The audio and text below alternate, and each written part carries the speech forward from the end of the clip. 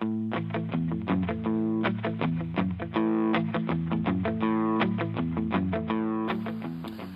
YouTube, today I will be showing you how to make one of these fly patterns that I have created. I don't have a name for it, but I've caught numerous bluegill on it, and I'd imagine it works for trout too. Okay, for supplies, I have selected mallard flank. I don't know if you can see it great, but it is yellow mallard flank for the tail, and then for the hair, I have selected red bucktail. You can pick this up at Cabela's or any of your other local retailers. And then for the fringe on the top, I got some hackel fibers, and I'm using Ultra Thread 70 black in my bobbin. And for my hook, I'm using a size 8 straight shank. Let's get started. Okay, first we want to get started by putting your hook in the vise. Just tighten this up, and then you're going to want to tie your thread on to your hook shank. I just spin it around, go over the excess line, grab my scissors, trim that excess off. Okay, I go all the way, I stop just before the curve of the hook. And I go back up one just to make sure I got some extra security for my beginning. Then I'm going to go back down, and I'm going to grab the yellow mallard flank and tie in my tail. If I can grab the tail. Okay, now that I have the fibers, just place them on the hook, tie them loose over it a couple times, and then secure it. And then you're going to take this little bit of excess and trim it. And then you tie it off, so that way you can't see it. Then you are going to want to add in the body, which I'm using silver tinsel for. I think I forgot to explain that in my supplies category, but it is mylar tinsel, color silver, is large with an orange top, as you can see here.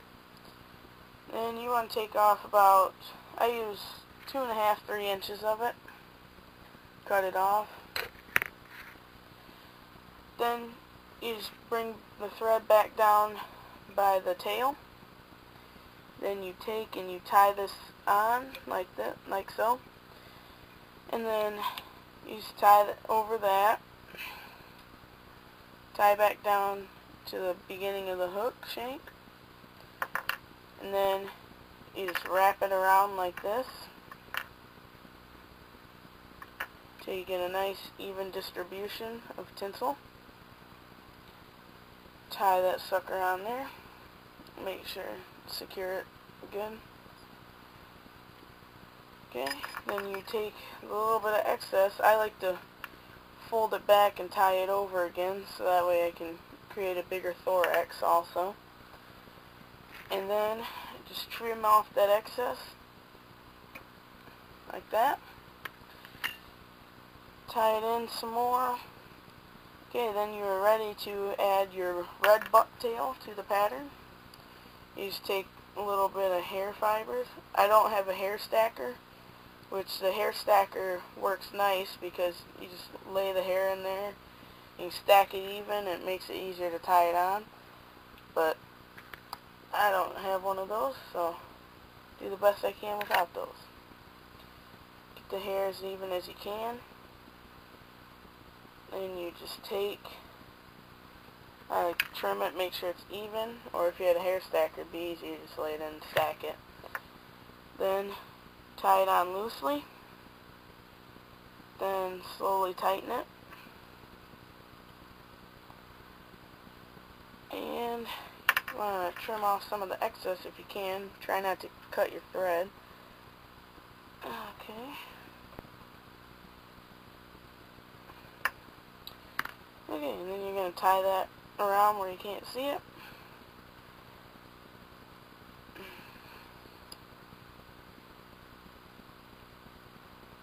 I want to get a good thorax too, so you got a lot of hair. You get a nice thick thorax on this fly. Okay, so now that you got your bucktail tied in, it's time to select your hackle.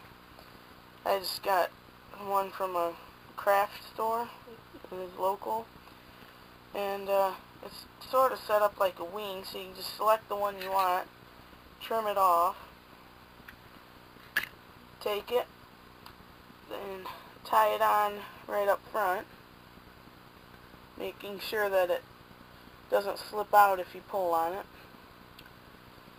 And then you want to take your hackle pliers, mine look like that, and you just attach it to the end of your hackle, and you just slowly spin it around. Yep, just spin it around and it gives a nice fluff. Oops, hackle pliers came undone.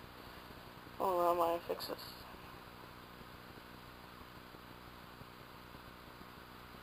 Okay, and once you get those back on, if they fall off, just twist it, then you hold it right here, you tie it back on, just one loop, two loops, whatever, as long as it stays on. And then what I like to do is I fold back the hackle fibers, and then I try to get as most as I can. And then I just tie back over them so that way they stay back. And now I can trim off the excess. And then you just tie it up a little bit more, create a little bit more thorax. And you can also sometimes put a little dot of orange paint on each side to represent eyeballs, but I don't have any with me right now. So, yep, just seal this off with a half inch hitch knot, whatever. You just go over your finger, up, pull it through the loop, secure it. And I do this about 3 or 4 times for each fly. And then you got to, once you get this done, you just apply varnish or fly head cement, whatever you want to call it. Just take a needle, or sometimes they have special needles for the ending. Oops, the hackle's not wanting to stay. Hold on. Okay. Oops. Now I'll get my last half hitch. Pull it, and there's your finished fly. I didn't add fly head cement because I'm using the fly head cement to rest my camera. But pretty much you just take your needle like this, dip it in the fly head cement, dip it down, and you just rub it right here to get it to stick, and there you have a finished fly.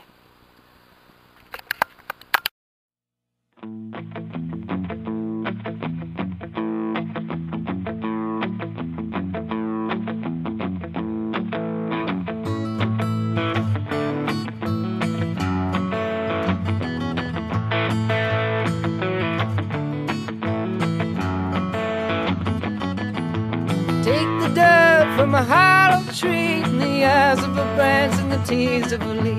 Build you a path where the sun don't shine.